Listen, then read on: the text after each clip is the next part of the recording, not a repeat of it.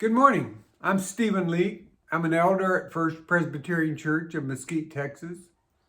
And I'm also the teacher of the Discipleship Sunday School class there. Today we're continuing with our study of the Gospel of John.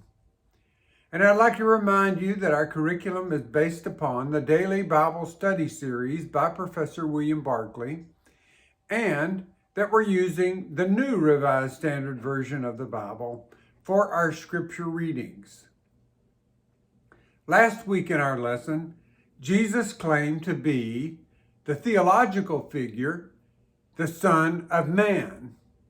And this astounded his listeners because the Son of Man had come to mean a conquering hero whose kingdom would last forever and ever. Today he continues with that thought. We have one scripture reading today, John 12, 27 through 34. Now my soul is troubled, and what should I say? Father, save me from this hour? No, it is for this reason that I have come to this hour. Father, glorify your name.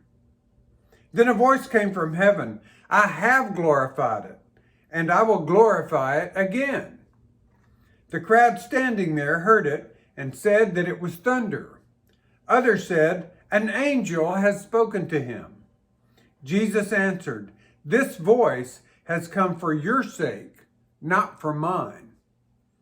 Now is the judgment of this world. Now the ruler of this world will be driven out. And I, when I am lifted up from the earth, will draw all people to myself. He said this to indicate the kind of death he was to die. The crowd answered him, we have heard from the law that the Messiah remains forever. How can you say that the Son of Man must be lifted up? Who is the Son of Man? In this passage, John shows Jesus' tension and his triumph. Now, unlike the Synoptic Gospels, John does not tell us of Jesus' agony at Gethsemane. It's right here where he shows Jesus fighting his battle with his human longing to avoid the cross. No one wishes to die at 33, and no one wishes to die on a cross. There would have been no virtue in Jesus' obedience to God if it had come easily and without cost. And real courage does not mean not being afraid. It means being terribly afraid and yet doing the thing that needs to be done. John Wayne used to say, courage is being scared to death, but saddling up anyway. That was the courage of Jesus. God's will meant the cross, and Jesus had the nerve to accept it. But the end of the story is not tension. It is triumph and certainty. Jesus was certain that if he went on, something would happen which would break the power of evil once and for all.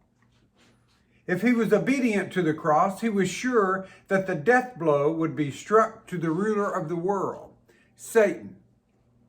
It was to be one last struggle which would break forever the power of evil. Further, he was certain that if he went to the cross, the sight of his upraised and crucified figure would draw all people to him. Jesus too wanted conquest, and he too wanted to subdue people.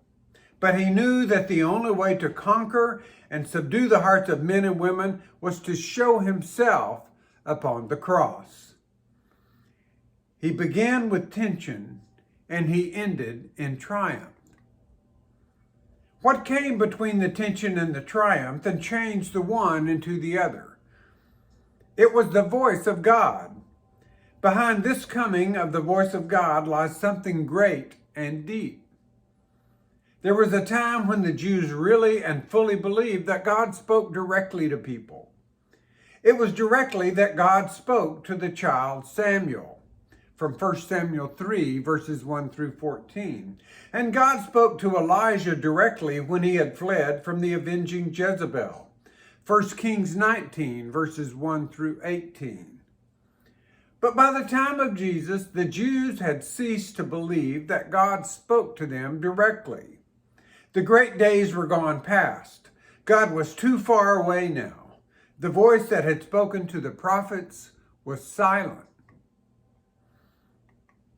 It was not really the direct voice of God. It was what we might call the echo of his voice, a distant, faint whisper instead of that direct, vital communication.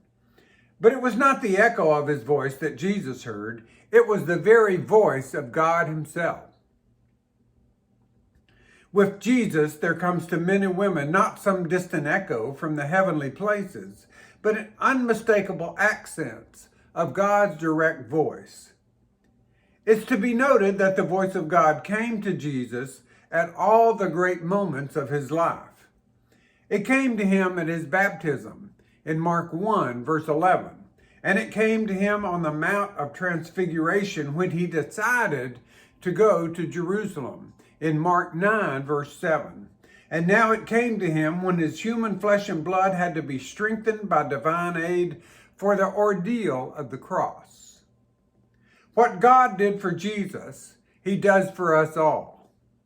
When he sends us out on a task, he sends us with directions and with guidance. It's not that God does not speak, it's that we fail to listen. And Jesus claimed that when he was lifted up, he would draw all people to him. Some take this to refer to the ascension and think it means that when Jesus was exalted in his risen power, he would draw all people to him. But that is far from the truth. Jesus was referring to his cross, and the people knew it. Once again, inevitably, they were moved to an incredulous astonishment. How could anyone connect the Son of Man and a cross? Was not the Son of Man the invincible leader at the head of the irresistible armies of heaven?